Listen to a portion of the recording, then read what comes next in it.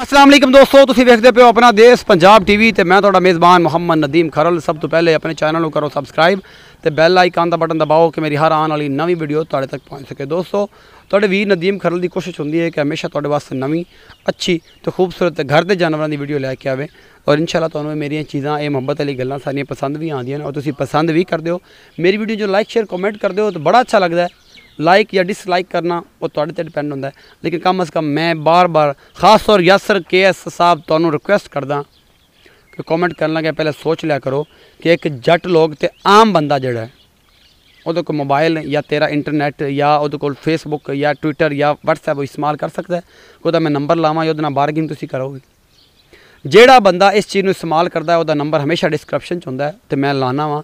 मैनू किसी नाल कोई लैन देन नहीं है, मैं YouTube चलानी है। कोई मुहब्बत प्यार वाला जी होवे तो मैनू मेहरबानी करके अगर कोई बंदा 4 आने मैनू बाहरों दे देंदा है मेरा खर्चा करके तो मैं बिस्मिल्लाह करके लैंदा। मैं अज तक कोई बंदा मेरे को आया होवे जिन्हें भी लोग मेरे को आए ने ये यासर साहब सिर्फ तुहाडी वजह तो मैं गल कर रहा कि तुसीं रोज़ाना जिहड़े कमेंट करदे हो ना मेरे ते सिर्फ वो मुहब्बत तुहाडी मेरे दिल दे विच है। मैं सारे दोस्तों के रूबरू करना चाहता कि यासर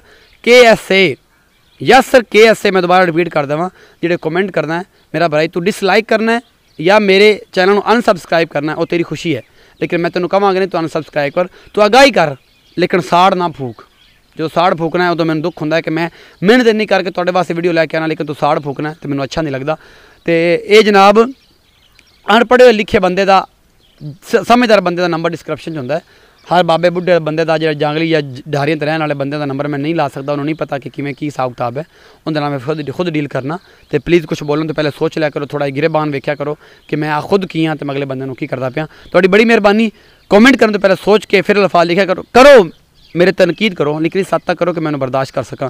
दूसरी गल सारी बिला तखीर है वीडियो जनाब शुरू करने तो पहले ये सारा कुछ मेरे बड़े अच्छे दोस्त सऊदी अरब तो ने, बड़े अच्छे दोस्त सऊदी अफ्रीका तो भी ने, स्पेन तो ने, शायद बिल्लू साहब ने, जनाब पोमी गुजर साहब ने, जनाब होर बड़े दोस्त ते जनाब रऊफ संधू साहब ने, बड़े अच्छे दोस्तों की मुहब्बत तालब साहब ने दुबई तो।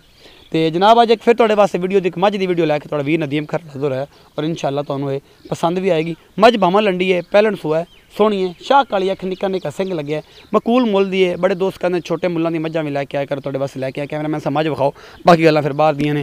मेरे दोस्त कहते वीडियो लंबी हो जाती है तो सारा इस तरह का निज़ाम यह सारा कुछ मेरा कैमरा मैन तुहानूं दिखा रहा है। पैलन मझ है, निक्का निक्का सिंह है, शाह काली अख, चंगी पशम है, पैलन छोटी खूबसूरत है, एक एक चीज़ जी नुमाया है। मेरा कैमरा मैन तुहानूं दिखा रहा है। ढारी तो बद्धी हुई है जनाब, ढारी की मझ है, ढारी वाला मालक भी कोल है तो ये जनाब घर की मझ है, व्यापार वपूर की नहीं है। ये सारा कुछ मेरा कैमरा मैन तुहानूं दिखा रहा है। मैंने वाह पाई हुई है, बिल्कुल थन मुठा ते है, पैलन छोटी है, साह का डोडा चक्की खली है, चंगा थन छड्डा है, हवा पाई हुई है, कोई परेशानी नहीं है।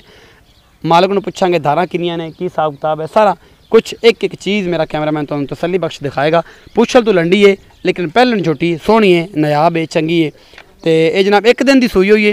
यह सारा कुछ मेरा कैमरा मैन तुहानूं दिखा पूरा विखाओ जी, कैमरा मैन से एक बार पूरा वजूद विखा लो तो उस तो बाद फिर बच्चा विखाइए तो आप मालक नूं रेट उड़ पो। चाचा जी छड्ड दिओ बस, रिकॉर्ड कर दी भी साडी वजह तो पता नहीं की करदा। यह बच्चा जी मेरा कैमरा मैन तुहानूं दिखा रहा है, एक दिन की सूई हुई है, रात ही सूई हुई है। यह जनाब मैं तुहानूं विखांदा पिया, ये बच्ची है कि बच्चा है, ये पिछे कट्टी है जी, ये कट्टी है जी, पिछे कट्टी है जी, एक दिन की सूई हुई है। चाचा जी ने इत्थे खलो के मुल पुछ लैने इस मैं का की रेट रूट है, दुध की रेंज है या की हिसाब किताब है। चाचा जी इत्थे हो। अस्सलाम वालेकुम जी। अस्सलाम वालेकुम भाई। वालेकुम सलाम, मैनू भी तुहानूं भी अस्सलाम वालेकुम। अच्छा ये दसो चाचा जी की नाम है तुहाडा?